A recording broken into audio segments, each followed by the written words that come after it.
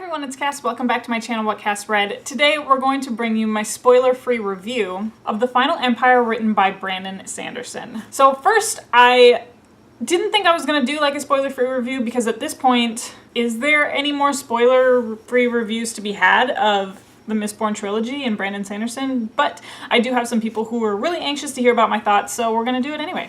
So The Final Empire, written by Brandon Sanderson, like I said, this is book number 1 of the Mistborn trilogy. This story takes place in a world that is completely downtrodden. The peoples are extremely oppressed, and that is because this cataclysmic, tragic event happened 1,000 years before, and then this man named the Lord Ruler took power and has been in power ever since. And we don't really know what this tragic event was. We just know, we call it the deepness. He took power, he rose his friends to power with him, and ever since then, this world has been covered in ash. It has been super depressing, super dark. The people who are non-nobility, called the Ska, they have been oppressed for 1,000 years, and they just are so completely heartbroken. There are a few characters that we meet who form some sort of secret resistance. They are trying to stage a rebellion to overthrow the Lord Ruler and finally bring the Ska out of their oppressed state of being. So the world building is one of the things that I loved the best about this book, because there is not only just like really straightforward descriptions of the actual physical world that we're in, which made it a super easy read for me. But then there's also this really great magic system, which people praise Brandon Sanderson for his really amazing magic systems. One of the things that I like the most about the world building, it's actually right on the cover of this edition that I have, and that's in the top corner. It says, "What if the Dark Lord won?"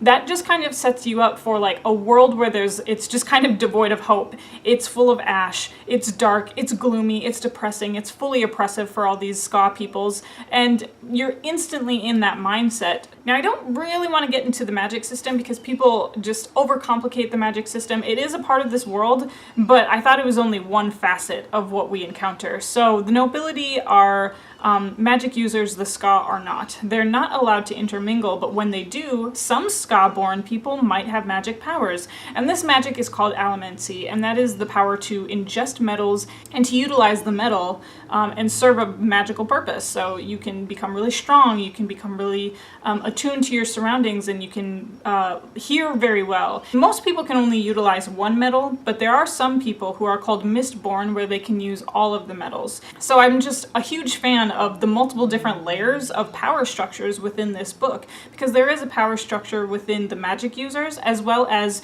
just your everyday peoples. When we get to different areas of the Final Empire, there are the Ska slums, there are the noble keeps. I think Brandon Sanderson's writing has done a really good job of just navigating our characters through each of those different settings, and I could see the grand library, I could see these grand hall where these balls were taking place in the noble keeps. I could see the slums and see the ash, and I could see all of this stuff. I could see the mists. The mists are really important as a part of the world building as well. And I just, again, I thought it was all very straightforward and very easy to digest and comprehend. We have two main characters that I want to bring up. There is Vin, who is a young Ska-born woman who's a part of this underground gang. There's these underground thieving gangs inside the city. She does have a little bit of magic in her at the beginning, but as we come to find out, she actually is a very important character in this whole Mistborn misting world. To be honest, she didn't really strike me as she was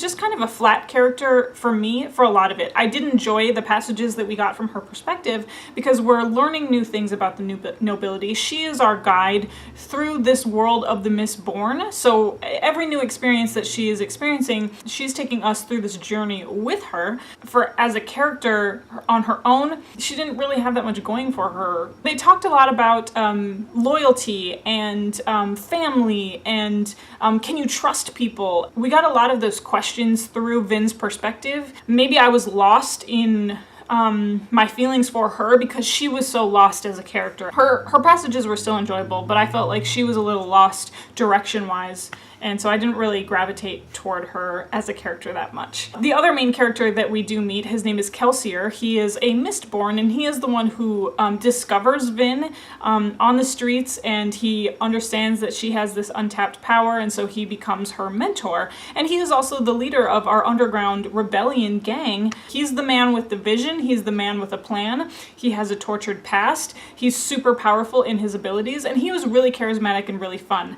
There are other members in our crew. Each one of them has so many beautiful things to bring to the table. You get connected to each of them, even though you don't get to spend a lot of time with them, but just the bits and pieces that we get from their backstories are something that's really powerful, that will be really powerful moving forward. We do get to meet some people that move within the noble circles. I loved every single bit of the characters in this book. It was just like, this book was something that I knew was instantly going to be a 5-star read for me. The second I read it, I picked it up. I knew that the magic in here, the world in here, the rebellion and the plot in here, and the characters were all just jiving and all working, and it was an awesome experience for me as a reader. So if you can't tell by now, I rated this book 5 out of 5 stars. I just don't know what else there is to say about the Final Empire. I don't know what else there is to say about the Mistborn trilogy because it's already been said. But just know that I was super nervous coming into this book because so many people love this book, and so many people, when I said that I was going to begin it, they were like, oh, I'm so excited for you, but I'm also nervous because I hope you love it. And I was like, me too. It's like low-key this fear I have about not enjoying Brandon Sanderson and not enjoying the Final Empire. But rest assured, I loved it. I loved every second of it. It hooked me from the first chapter. And it was, again, one of those fantasy novels that as soon as I began reading it, I was like, yes, this is everything that I needed and everything that I wanted this book to be. As per usual, I am going to film a spoiler review, a spoiler gush video, because there are so many things that I have to talk about that just completely blew my mind. I don't think I can wait. I don't think I can like savor and take my time with this series. I think as soon as I begin the Well of Ascension, I'm immediately going to begin the Hero of Ages after that. Brandon Sanderson delivered on all accounts for me, and let's talk about that in the spoiler video. So if you want to find me on social media, I'm going to be on Twitter and Instagram. It's the same as this channel, so it's super easy to find. And of course, I'm also on Goodreads if that's more of your social media platform, and that link will always be down below. Otherwise, you guys know how these videos end. I'll talk to you later. Bye.